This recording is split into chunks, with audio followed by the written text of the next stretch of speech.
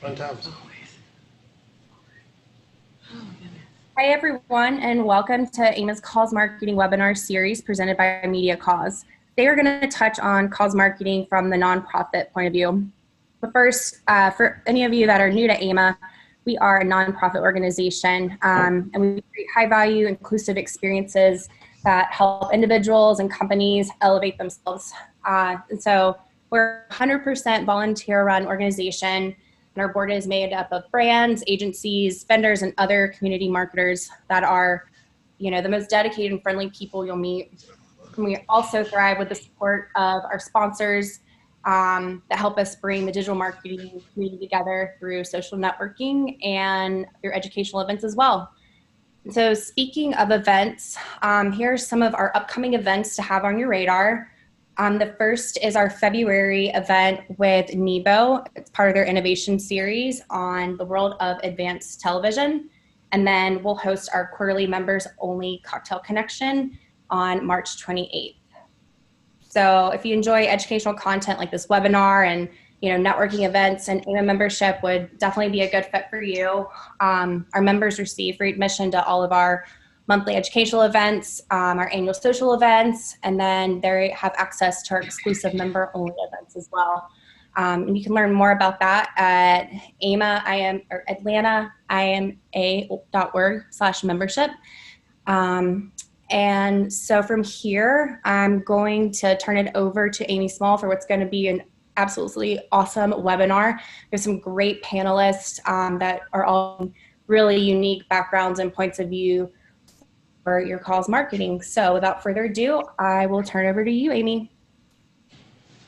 Awesome, thank you so much, Amber. So as Amber mentioned, this is the cause marketing from the nonprofit POV webinar presented by myself, Amy Small from Media Cause in conjunction with AIMA. And as I will show you in a sec when I switch off of the slides to the lovely folks in the room, I'm here with three incredible people from the nonprofit world, all leaders here in Atlanta, who are going to share with us some great perspective about their experiences working with brands on cause marketing partnerships, where some of the strengths that they ran into with the partnerships were, where there were some challenges, and what you out there in the audience as brands, as agencies, and as nonprofits can take away from their experiences to make sure that your next cause marketing partnership really works to achieve everybody's goals.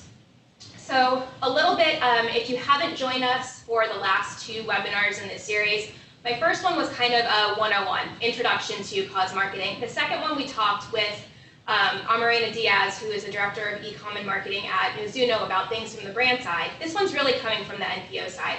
But setting the stage again, we all know that cause marketing is kind of very buzzy right now. There's a lot going on in the space, and there's a good reason for it. Studies are being done constantly about this, and a few really key interesting stats to pull out.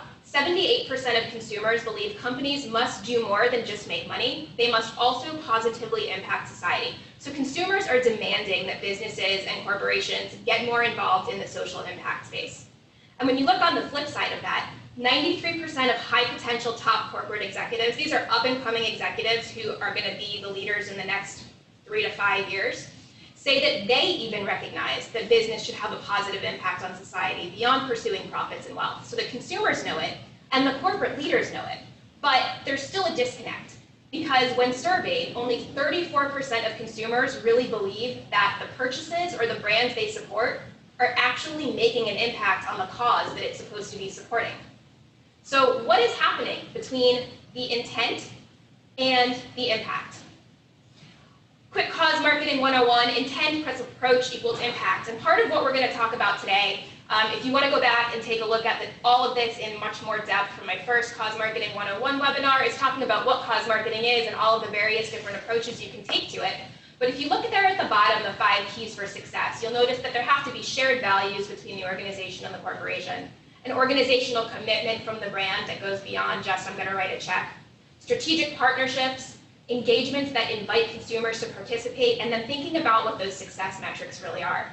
And the piece we're going to focus on today is this guy, the strategic partnerships. And that's why I have these wonderful folks here with me in the room today, because strategic partnerships are really where you start to get the biggest benefit to society and the biggest benefit to business. Everything else maybe teeters on one side or the other, but you're not going to get that far-reaching impact unless you're considering both sides of the equation. So, cause marketing from the nonprofit POV, what we're going to talk about, how to work best with nonprofits, the common challenges and pitfalls, and what nonprofits need and appreciate most from a partnership with you.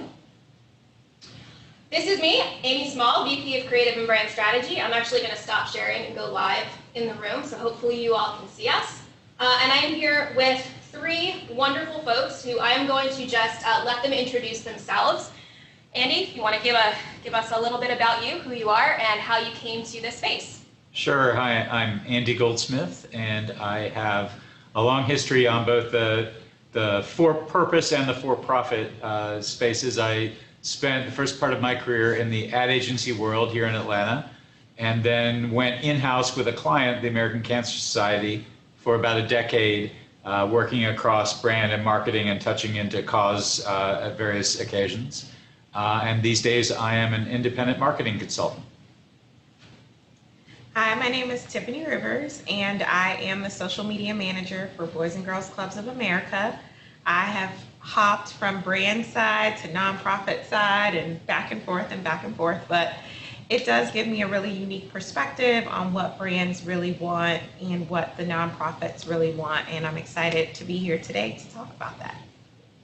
And I'm Jeff Brown. I'm the VP of Development and Marketing for Partnership Against Domestic Violence. I've always lived in the nonprofit space. Before Partnership Against Domestic Violence, I was entry-level guy, worked my way up at the Boy Scouts. And so obviously love what I did there and love what I do in the nonprofit space. So there's clearly a lot of overlap between what we all do or have come from in the brand space and then bringing that into the nonprofit world as well. As we were as the four of us were talking through things before this session, there were a few key themes that started to emerge. We wanted, let's see if I can actually bring this slide up. We wanted to kind of get to the heart of, brands have really good intentions, oftentimes working with NPOs, but the outcome doesn't always match up with those intentions, as we've seen. So what are the themes that we really need to consider when we're working with our brand partners? And as we were talking about our experiences, a few key ones came up. Working towards common objectives, and that's really key when you think about starting any kind of partnership, whether it's with a brand and an agency, whether it's even with two humans. You need to know that what you're working towards is aligned and that you all have the same priorities and objectives in mind.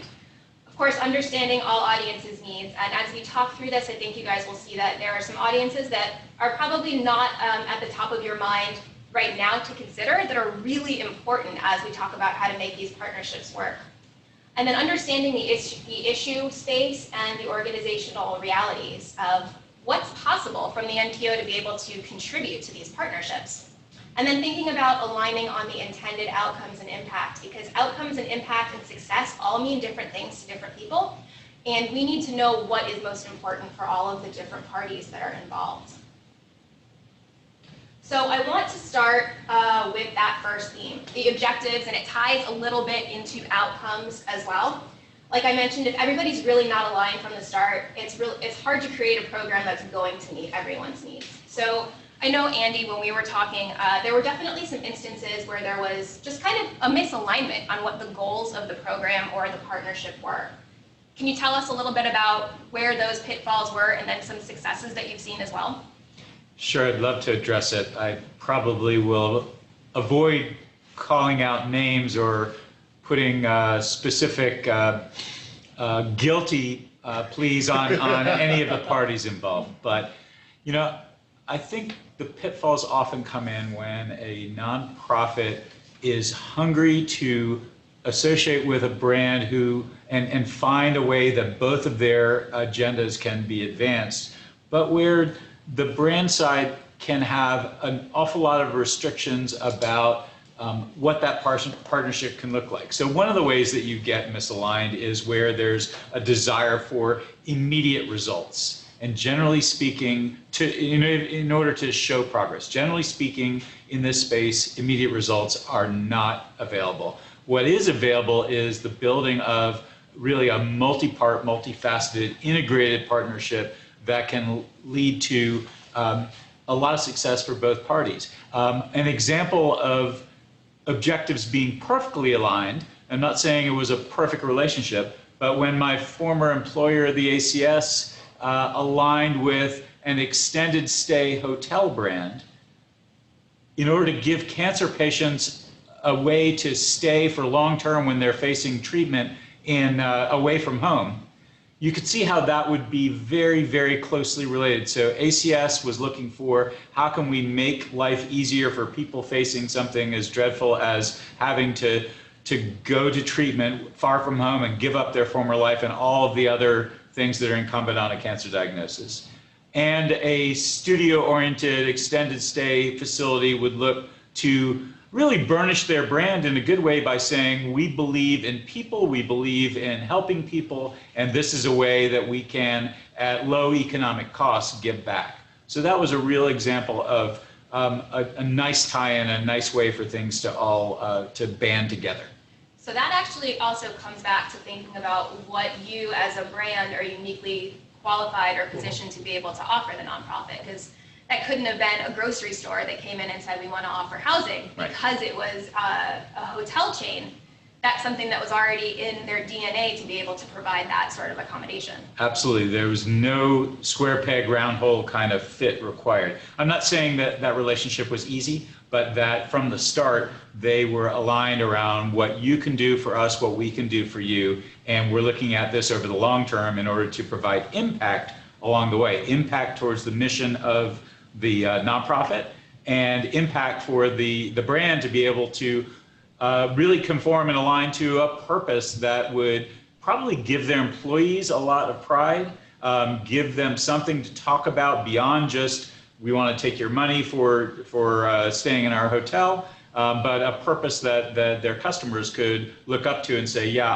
I want, the ultimate goal in these, and it's a quote I'll steal from Seth Godin, is you want people to say, people like me do things like this.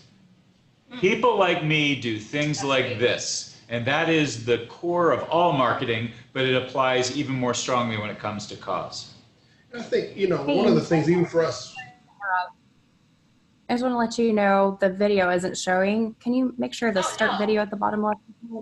Yeah, just a few people said they weren't able to see. I want to make sure that was hit. Yeah, is it up there? Well, we've got our video going. Is it? No. So on the bottom left, it says start video. That's showing as going. It is showing it's going, yeah. Apologies, folks. Even with all the best setup, sometimes technology doesn't work in our favor. Did it switch back from the screen share to the video? Well, we'll keep talking while we're trying to figure this out. So I know, Jeffrey, you were going to jump in with something. Yes. Okay. You had to stop and remember what you were going to say. But one of the newer partnerships that we're building right now at PADV should be excessively beneficial for both organizations, because it started with, hey, as the fund development guy, I love a check, right? But this organization said, hey, we're not necessarily aligned in that manner. But through just continuing to have that conversation and to dig a little deeper into who we serve and what we do, we ended up settling in on a space that said, hey, we have all of these brands underneath our umbrella that are home furnished goods, whether it's can openers and plates and pots and pans. And so now what we're able to do is provide our survivors with, as they exit our shelter, say, hey, here's this home in a box or home in a bag. And it's going to be something that we will brandish and say provided by such and such. And so yes, it started out as obviously, again, the fund development guy saying, hey, I'd love to get a check from you. But just through continuing that conversation and finding where we could figure out where that synergy lied, we're gonna fall on a space that one is going to benefit both organizations, but two, it's going to save us as an organization that's pretty small. It's going to save us money that we were spending anyway. And so I think that's what I'm going to love the most about this upcoming brand opportunity that we have now. Yeah, I'll kind of speak to, some specific marketing objectives. Often when we get into partnerships, the brand may be really just convicted about what their story is and what they want to say out in the marketplace. And the story that the nonprofit wants to tell in the marketplace can get a little lost. And so as a brand who often gets confused with other nonprofits, I won't name them, we're really concerned about making sure people know what we do and the impact that we have. And so we want to make sure that the nonprofit story is front and center, as well as what the brand is doing to help us. Your organization doesn't get confused with anybody. Everyone knows who you guys are. No, we've had a few little hiccups. Yeah. It's just one or two, right? Yeah. Last year during the Super Bowl, it's really fun. One of the commentators mistakenly named us as the beneficiary for $500,000 from Maroon 5, but it was actually going to Big Brother's Big Sister. Oh, no. So we started getting mentions on social, and we kind of had to pick that up and kind of fix the little. You know what to fix it? A $500,000 check. Yeah, we didn't quite work that out, but yes, that would have been a perfect solution. So yes, we want to make sure that our story is out there and our brand is recognized. You'll settle for 100, right? I mean, you know. It's all good stuff. So, okay, so thinking about the alignments and misalignments between the brand or the partner and the agency. I know, Jeffrey, when we were talking, sometimes there's also misalignments within the organization itself. And in having come from a brand world previously before working in nonprofits, I know that navigating the space, the inner workings of the organization are challenging. So what can brands be aware of or look for to help a nonprofit when perhaps marketing has a different objective than development has, who has a different objective than comms has? How can a brand work best with you in those kind of? You know, I think this is a great question. I think it's understanding every nonprofit is different, right? So in the nonprofit that I'm in now, that's all one person, which is great. You just get to work with me. But you know, in other organizations, it could be that, yes, you're working with 3 different people, but it's about bringing all the stakeholders together and sharing the vision up front. What is it that we all want to, as an organization, our mission is the same. It just could be, from a development perspective, I could care less about what the brand says, right? And from marketing, they're like, I don't really care about bringing in the money as long as the brand's right. But even from my perspective at PEDV, since I am a committee of one, or an organization of one, there are still stakeholders that I haven't been beholden to, whether it's the marketing committee and the revenue development committee. And so the process is still the same, about bringing in stakeholders that are the most important and saying, hey, this is what we want. Now let's talk about how we get there. And what's the best way to accomplish all of our goals? And then honestly, there has to be that primary point person within the organization, because every meeting can't be a meeting of all the stakeholders, right? So there has to be somebody who's going to be the point person, and that's going to say, all right, let's make this happen. I can speak to that just a little bit. As far as our partnership with Instagram, naturally you would think that it's a marketing play. It's something that the social media team would manage. But as you know, Instagram has really wanted to up their anti-bullying, kindness on the platform, and really making sure that people are having healthy interactions with one another. And so I really had to pitch that to our programs team and say, okay, what does this look like at the ground level, working with kids and teens, working with staff, helping them understand these features of the platform, because ultimately they're the ones who touch it and interact with it every day. It wasn't just a marketing play. So and I mean, to me, what you're describing is almost even harder. It's the center. There's typically in organizations a lot more synergy between marketing and development. But when you throw in the program space, people in program are really protective over program.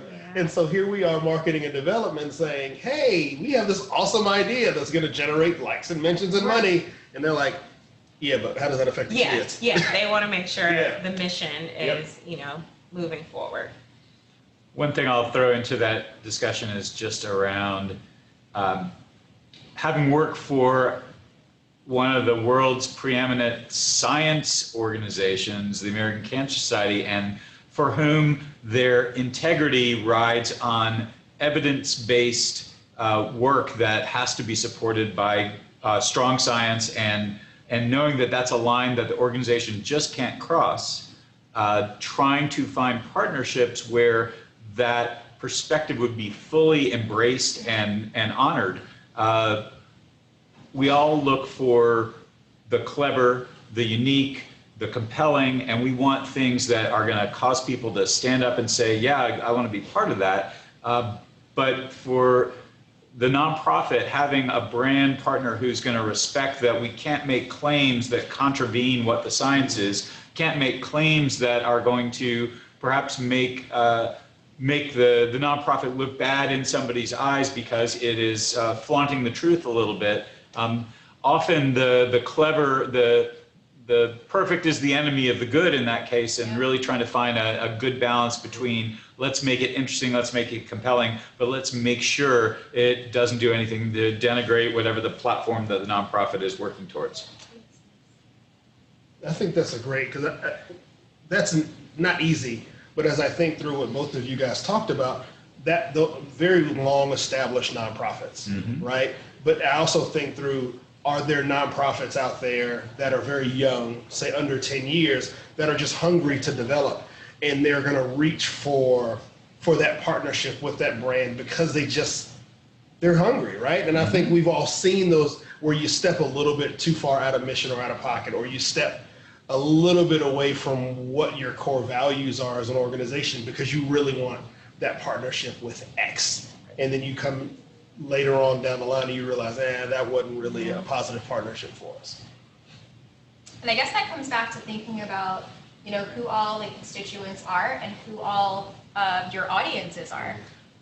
One of the things I was alluding to earlier is that, when brands and organizations are partnering, I think we typically tend to think about the brand's audience, right? The consumers, and maybe not as much consider those other audiences that are also really important in how we're reaching them and what the message is and what the intended goal is. And I put together a slide that I'm not even going to try and pull up because I'm afraid of doing this video again. But it was talking about the other audiences that we also really need to consider. So yes, there's of course your brand's consumers, but right? So but there's also then within the brand, there are the brand stakeholders, the CEOs. What do they want to get out of this partnership? There are the brand's investors, there are the brand's consumers, but then think about that entire other universe on the NPO side. It's the organization itself, the people within the organization. It's the supporters of the organization. Talk a little bit about how you really need to consider all of those needs and how they differ. Right. Yeah, we often have a lot of cause partnerships, especially around the holidays. Go to the register. You can support Boys and Girls Clubs of America at the register. And what we struggle with often is that the brand will come up with this concept that makes sense, again, for the brand, for them to post on their channels from a social media perspective. But then on our channels, people want to see kids. They want to see the impact of their dollars. They want to understand the stories and how lives are being changed. And so there's sometimes a healthy tension between let's tell the story of the nonprofit and the impact there, but let's also tell the story of the brand and what they're doing. And so on the marketing side, it's really important that we get together initially before, tons of hours are spent on creative and video production and graphic design to really make sure that those creative assets are aligned with each audience that we're serving. I'll talk about one of the audiences in particular that I think it would behoove these partnerships to focus so much more of their attention on the people who are being helped by the cause. So in your case, it's obviously the kids. In your case, it's likely women who are facing unbelievably long odds to escape from abuse. In the case of lots of nonprofits, there's a very discrete audience that represents the people that so many of these folks are passionate about helping. And if we design these cause programs with that audience in mind and keeping them front and center every step of the way, if you think about modern marketing and the fact that so many consumers are looking for companies they can believe in, for a company that has a purpose that is worthwhile, that's not just a bolt-on, but actually is assembled with the DNA of what the organization is. one of the ways to take advantage of that, if you will, is to align with a cause and make real change, real impact for a group of people who needs it desperately. So that's an authentic purpose, and that's an authentic kind of program. And so build the program around the constituents of the nonprofit, around the people they're set up to help. If that's your North Star, I don't think you can really go wrong. Can't go wrong. It's almost like thinking of them as the end user for both the brand and the nonprofit. If everybody's able to impact that community that's being served, that's a win. Yeah. So a little bit about that too. If in order to understand who that end audience is, you really have to understand the issue space that the organization you're partnering with is working on. And then so many of the intricacies of the organization itself have an impact on how you're able to work with them. Yeah, I can speak to that a lot. Oftentimes brands come to us with, hey, we want to do this big initiative and we want to make this phenomenal video. And we're like, okay, great. Let's back all the way up to the logistics of our kids and teens. So things that we may often take for granted, like that they have transportation to and from a specific location, that they have the proper attire for a specific event, that their parents can support them with a snack, while they're waiting to be on the said video shoot. Like those things you won't often know if you don't talk to the nonprofit about the ins and outs and intricacies of the operation. And so that's what we often bring to the table when we're able to have those conversations. Yeah, I was going to say for us, it's interesting because very often we get hey, we'd love to have a survivor come in and be front and center, not understand. And as much as I would love to give you that person, right? Understanding that person is probably in a very fragile space, depending on where they are in their story, or they're currently in shelter, so we're protecting their identity and so just understanding that there are layers to the onion, obviously, but there are layers to how we as an organization can help get you to the goal that you want to have. And maybe it's not a survivor whose story is fresh and raw, but it's somebody that we're connected to that, maybe they're 4 or 5 years removed. And that may not be what you're after because you want the rawness of that story, but that's what we can provide in that moment, in that space. Jeff, when you're talking about layers, it made me think of the fact that if you want to do this with a nonprofit and you want to create the change you're talking about, you are going to be in a lot of meetings with minimum 18 to 24 people. It will happen. And I want to rally back against, I want to say that's wrong on the part of nonprofits, and I believe it is. And I think a lot of organizations, maybe in your case, Jeff, as a small organization, there's only 16 people. Yeah. But it's a problem. And the problem is born of the fact that nonprofits are consensus-driven organizations, and there are people whose work is impacted by these kind of partnerships, whether it's on the program or mission delivery side, could be on the development or fundraising side, that they've got to say, could be within marketing, brand, creative, advertising, others, they've got a role in this, could be within operations or other parts, and all those folks want a chance to weigh in, and not because they all enjoy going to meetings with 18 people, they probably don't, but trying to assure that there's continuity and that there's a through line that's going to carry this on, and it's going to be additive to the work, not going to, that the partnership won't be a distraction, but it'll be additive to the mission work of the organization. I know, Jeffrey, when we worked together years ago, I was an agency at the time, and we had a really great idea and came to them with all these ideas. And I think the first thing that we learned was, holy moly, there's so much we have to learn. And like, put the brakes on the ideas for a sec, and let's go embed ourselves with the organization and understand how they work and understand the issue space. And we spent a couple of days with your team going to the courthouse and talking to lawyers who were helping the women and listening to hearings and doing and we walked away with such an a incredible depth of understanding that completely changed, I think, the way that we were approaching our, the initial ideas we had, we never even revisited. Yeah. We came up with an entire other set of things to All the help way, you guys. yep. And that to me is something so important, that brands and agencies try not to go into these partnership conversations with preconceived ideas. Like, don't start with, here's an idea, do you want it or not? Start with, as you were talking about, how can we help the end constituency? Yep. And then just be open to learning, because there's so much you don't know. And I think it endears each other, it endears both groups of people to each other, because it built a level of trust that when you eventually came back and pitched those ideas, it was 4 or 5 different ones, but they were all they were all gold, and we ended up sitting down saying, all right, how can we do all of them?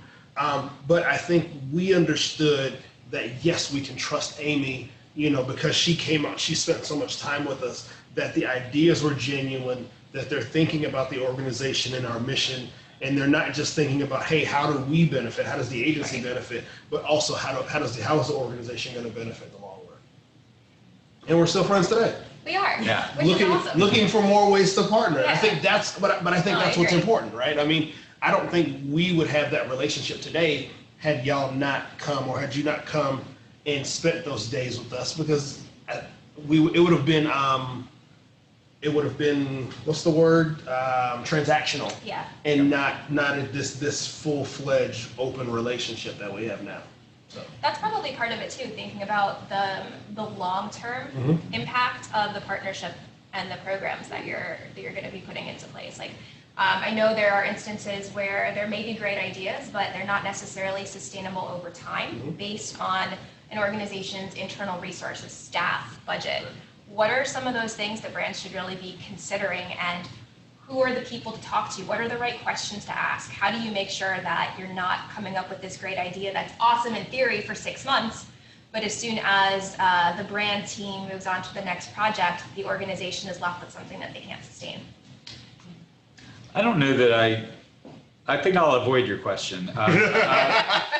But what it sparked in me was just thinking about the role of intel and research in creative in general, but particularly important in this environment where often nonprofits are dealing with sensitive issues or issues that are highly, highly emotional. And starting from kind of a mind of a child perspective of how can I learn everything about what these sorts of interactions look like and how people come together around whatever the issue is.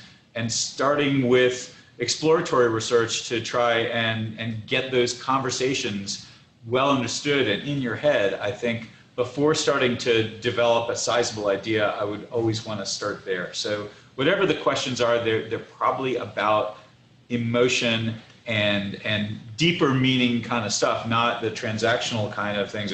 Well, it is interesting that you serve people in this way, but what are those people going through and what are they really facing? The more that a brand can understand that, the better off the partnership would be. I think because you're talking about building relationship, right? And I think as one of the leaders of an organization, I am more likely to say yes to this thing if we have a relationship with one another that's pretty deep, and I'm more likely to be the one that's going to advocate for you when it comes time to, yes, this thing is going to end in a year, but I believe in it so much that I think we can continue it going forward, or I think it's going to be so impactful in that 1 year that the resources to continue this project are going to present themselves and we'll be fine. Yeah. But that's built on relationship. Yeah, I think it's so important that nonprofits stick to their mission and their core values and those areas and those core pillars that they've established from the beginning, because we focus on academic advancement and academic achievement. So that's going to be something that across, decades, we want kids to succeed in school and pursue post-secondary education or some type of workforce development. And so if you stick with those things, I haven't found where nonprofits or a brand is like, well, that's not really important to us. Like, we don't really want to invest in that. So, just making sure you stay core to your values and core to your mission, and not, kind of blow with the wind or the flavor of the day. I think that's kind of something that happens. You prompted another thought for me, that is, and this is really from the fundraising or development perspective, but I think it applies equally across the board. Nobody wants to be talked at, right? And so in the fundraising world, the method to the madness is to say, with your help, we were able to achieve X. Not, we did this, aren't we great? But with your help, donor, with your help, service provider, with your help, brand, we are able to do this. That is a welcome message, and that's something that that leads to a further relationship, further conversation down the road around, okay, so together we might be able to achieve something. Not because you threw all this money at it, we achieved it, but because we were dedicated and determined to get to a particular place. And I think we are starting as an organization to be a little bit more humble in how we even approach that relationship. Instead of saying, hey, together you did this, and it's you did this, like taking me out of it, you know, and just going straight to the donor or straight to the brand and saying, look at the good work you did. Obviously, and I think it's easy for us to say that because it's implied that the organization is in the middleman, it is in the middle, and so we don't have to, you know, we can let you as a brand or as the donor, you know, pound your chest and say, look at the good that you did.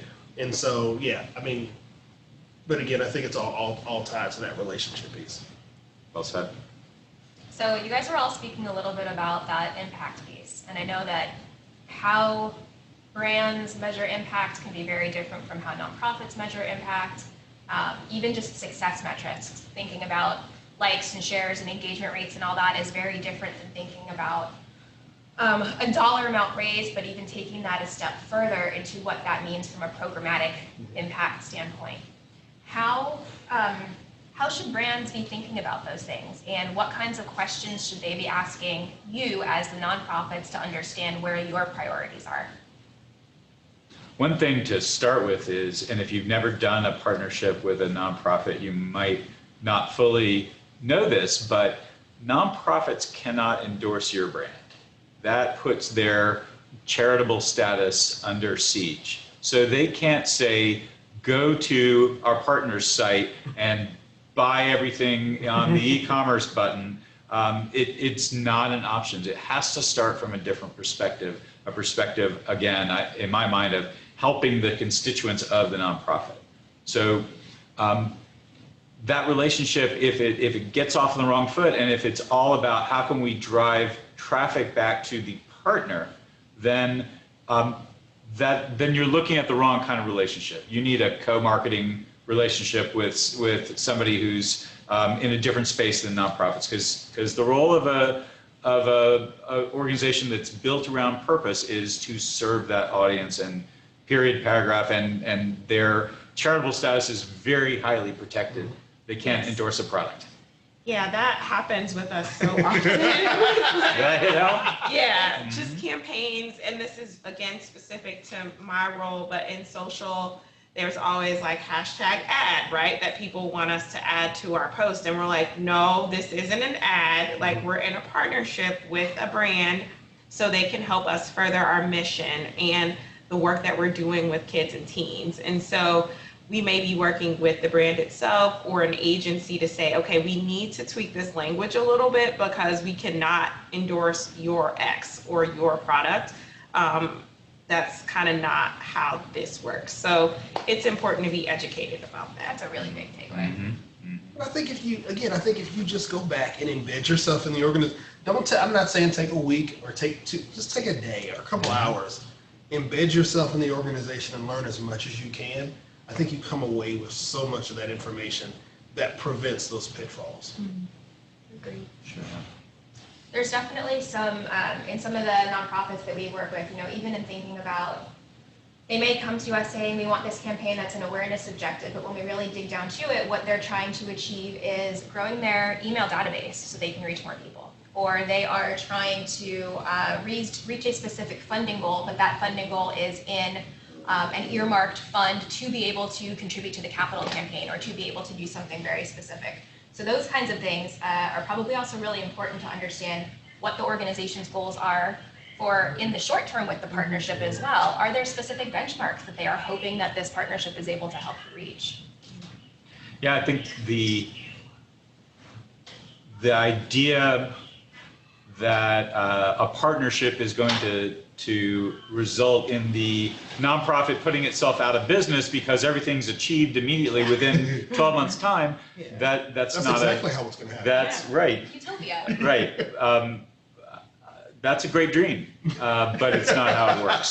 So for me and a lot of things I've been involved in, it generally is about how can we make impact towards mission. And we all live in a world where we operate based on metrics. We operate based on understanding KPIs and what is possible to achieve, and then working our butts off to make it happen.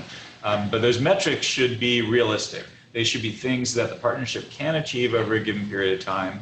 And often that can be in terms of moving people along a continuum, whatever that is for your organization, but moving them towards a space where we're helping them more and more and more, and not solving the problem for good, because that rarely happens so quickly.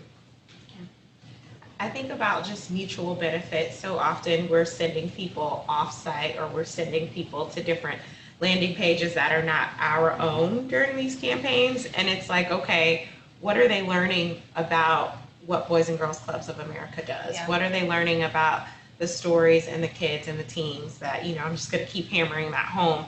Because if we're sending them back to the brand site or to a different landing page, how is that helping us with our goals? So really thinking about it holistically, and like, how does everything connect together from the beginning is always nice. Agreed. I'm going to try to put some slides up on the screen. You can do it. And see if we're able to switch back to our faces here afterwards. I know we're at 2:45, and I wanted to have some time to share, or for you guys to ask any questions. But before we do that, there are some key takeaways that I would like for each of you guys to be able to share with us. So let's see if I can get this up. You're going to put it up so we can all see it too? Yeah. Because I kind of forgot my takeaways. I'll come back to you. Yeah, okay. All right. Okay, I'll start. Yeah, I think I've spoken to this throughout this webinar, but not forgetting about the mission of your nonprofit partner, making sure you're advancing their mission and those that they serve.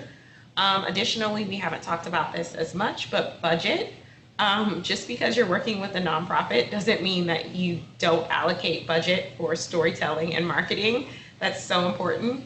And then empowering agencies when you're working with third parties to be an extension of your brand, making sure that they've been immersed, like Amy said, in the work, and they really understand the different opportunities or limitations to the partnerships.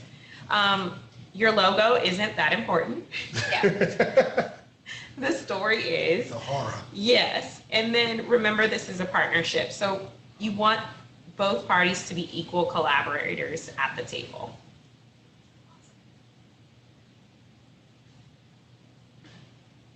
Well, I might have covered a number of these as well. So apparently I only know 6 things to say, and these are them. So respecting the brand, much like Tiffany was saying, don't ask them to bend their guidelines while you roadblock any deviations that they might request of yours. Try to find that strong medium. Budget appropriately. The one thing that nonprofits can't usually bring to a relationship is big sacks of cash. And while you may not have that available either, you might have other things like social channels, like converted media, like access to audience that they couldn't otherwise afford. So what they can provide is a lot of creativity in a very focused way, and grassroots activation in terms of some organizations that have really strong grassroots to be able to pull a partnership into high gear.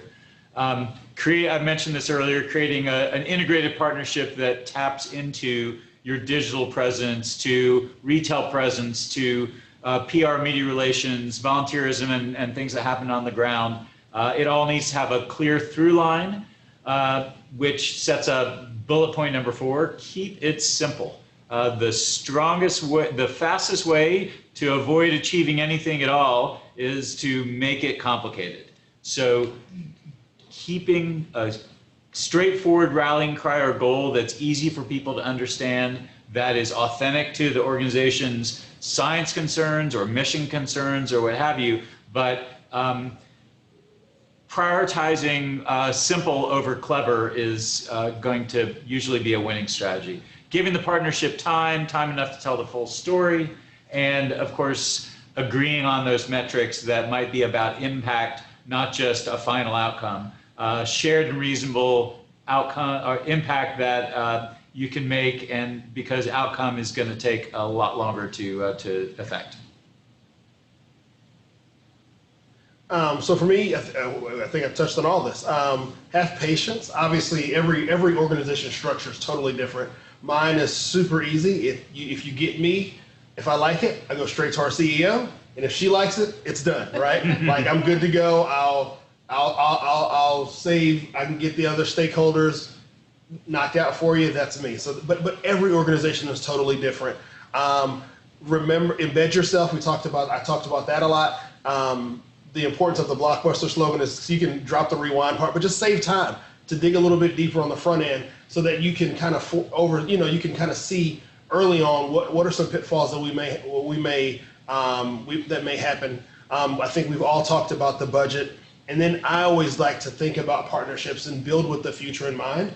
It doesn't have to be this one-off project, but I think if we can create something that's special and magical, then I think we can probably also have some things in the future that are mutually beneficial as well. It's also important. That's such good stuff. Love it. So it's time for questions and answers. I know we talked a lot about a lot of things today.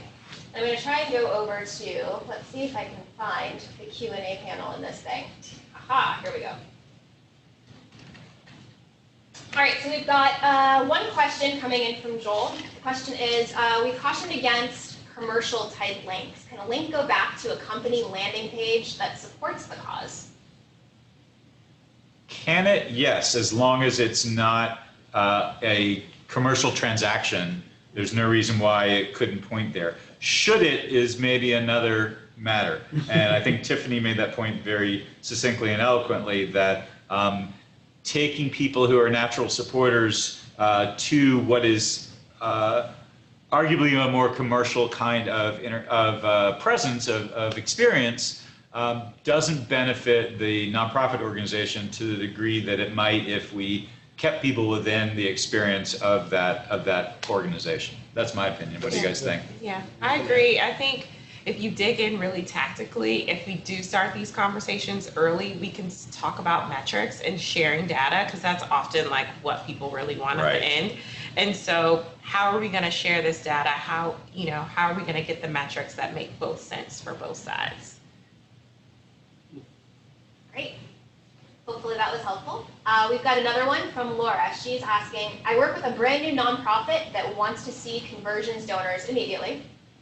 Of course. Can you elaborate on the importance of running brand awareness campaigns and how long this phase typically takes to be effective? That's a loaded question, Laura. No one's going to answer your question, Laura. No. I want to read it one more time. Okay. It's a brand new nonprofit that wants conversions and donors immediately, which is tough. I mean, I've been in those situations. You have to build a following and a base of awareness before you can ask somebody to donate. Like, you've got to have the trust and you've got to have a relationship before anybody's going to open their wallet. You have to perfect telling your story. Yeah.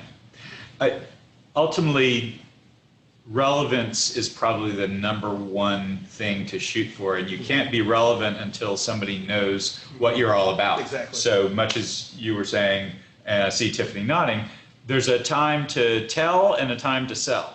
And you must do some telling for some period of time. That's why I joke that no one's going to answer your question, is I don't think there's a standard that I could quote about how long you should practice the brand story. It's crucial, and you can begin weaving in some donation opportunity. There's always an opportunity to ask people to donate. But if you start out by saying, if the first words out of your mouth with a new nonprofit organization were, give now to support this cause, without establishing What's the problem? Why do I Why care? is it a Right. problem? Why should you personally care? Right. Thank you, Amy. You're spot on. And that can't be done in a single conversation. Imagine there's such a thing as falling in love at first sight, but it doesn't happen too often. I mean, even for me, whether it's socially or in conversation, I spend more time telling our story than I do asking for money. Yeah. And it's hard for people to understand that concept. But I don't even socially or in our e-newsletters or whatever, I spend more capital just telling the story of the organization than I do ever asking for money. Now, there is a time and a space for that, and I think we probably build campaigns around important features of the organization. So for us, it's maybe the founding of the organization, or Domestic Violence Awareness Month, or Teen Dating Violence Awareness Month. But the ramp up for that is a month or two of telling very heavy stories about the impact of the organization. So for us, October is DV Awareness Month, and so I will spend September and October telling the story of PADV. What do we do? How do we do it? And then the month of October, I'll ask for money. And then everybody's like, hey, what about Giving Tuesday? We should ask for money there too. And so it's about being, just like, hey, we just spent the entire month of October asking for money. Right. It's in horrible taste for us to go back to our donors and back to our social spaces and say, oh, hey, by the way, give on Giving Tuesday. Again. And then in December, I want you to give end of the year. Yeah. And so it's really just defining those spaces where I want to ask for money, but I also have to be excellent at telling the story of the organization.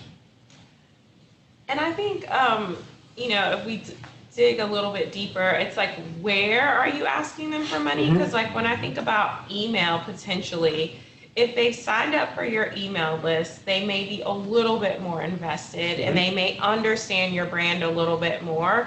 And so you may not have to tell the story as much, and that they might be ripe for an ask. But like on social, if they've never heard of you and the first thing you're doing is asking them for money, I can see that as a turnoff. And especially if you're like, just keep doing it. Give. Yeah. I think maybe it's also redefining what conversions means, Laura. Just conversions doesn't always have to mean donations. If there is an awareness building phase, conversion is just the act of signing up for that email or the act of following on a social channel or some of those softer pieces that then start to get a potential donor or supporter into your funnel so that you can tell the story more. And later on down the line, once they're already invested, then you can make the ask and donation becomes the conversion.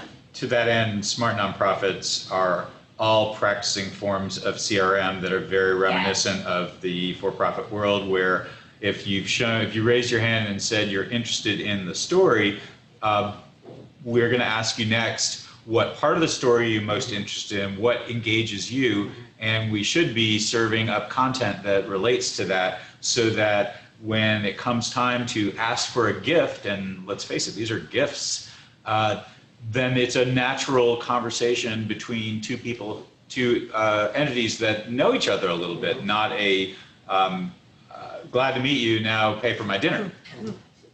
And then how do you say thank you? Like, Right. once we've gotten the conversion, the gift, if that's what it is, or even if it's not a gift, maybe it's not a donation, but how do we as a nonprofit organization thank people? Do we thank the $25 donor the same way we thank the $250,000 donor? Not understanding that $25 giver is probably a younger giver who could be 5 or 10 years away from that $200,000 gift. And so how do we, as nonprofits, how are we stewarding our donors? And that happens on every platform, whether it's social or newsletter or in person. How do we steward our donors? And how do we have those thoughtful, meaningful conversations of just saying thank you? Preferably as a young organization, we're saying thank you in free ways. And because I'm assuming there's not the budget to go out and buy the knick-knacky things that donors typically throw away. Awesome. Well, it sounds like that was very helpful. Thanks, Laura, for I hope, saying that was Laura. helpful. We hope that was helpful. Wanna be. Well, we're at 2:58. We only have 2 minutes left. It doesn't look like we have any other questions coming from you guys out there. So I just wanted to, on that note, take the time to say thank you to everyone who joined today for this conversation. Thank you to you three so much for all of our chats over the last few weeks and for coming in today and doing this. And I know I enjoyed this greatly, and I hope everybody else here did too. We will have a recording of this session that AMO will be posting on their YouTube channel, so we'll get that link out to everybody, and I'll also try to get a PDF of those slides that unfortunately we weren't able to screen share, so you can get a little more information about these guys and that one audience map piece that I put together as well, and we'll send that out to you too. So with that, thank you all again so much, and enjoy the rest of this slightly dreary Wednesday here in Atlanta, and we'll talk to you soon. Bye, everyone. Thanks, guys. Thanks. Thank you.